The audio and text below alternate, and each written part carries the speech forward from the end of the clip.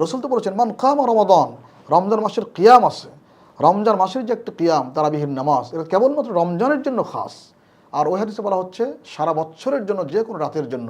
কাজে আমরা বলি ওই হাদিস হলো তাহাজ্জুদের জন্য দলিল, অর্থাৎ রসুল করিম আলাইহিস সালাম প্রায় ক্ষেত্রে উনি রাতের নামাজ 11 রাকাত পড়তেন, 3 রাকাত বিতির পড়তেন এবং 8 রাকাত পড়তেন তাহাজ্জুদের নামাজ। সেই ক্ষেত্রে সেটা সঠিক আছে। ইমাম বুখারী এই হাদিস থেকে এই জন্য তাহাজ্জুদের অধ্যায়ও উল্লেখ করেছেন।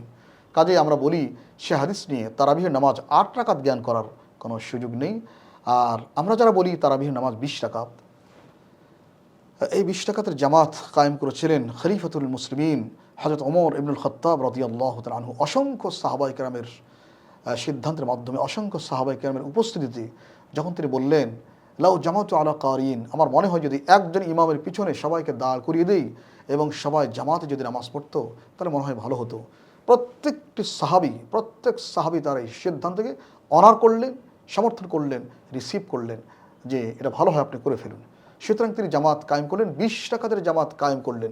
জামাত কায়েম করে পুরুষের জন্য ইমাম বানালেন উবাই ইবনে কাব, সাহাবীদের মধ্যে সবচেয়ে বড় কারি, সবচেয়ে বড় হাফেজ, সবচেয়ে বড় মুফাসসির এবং মুহাদ্দিস মুফতি উবাই ইবনে কাব রাদিয়াল্লাহু তাআলা আনহুকে উনি ইমাম বানালেন পুরুষদের জন্য।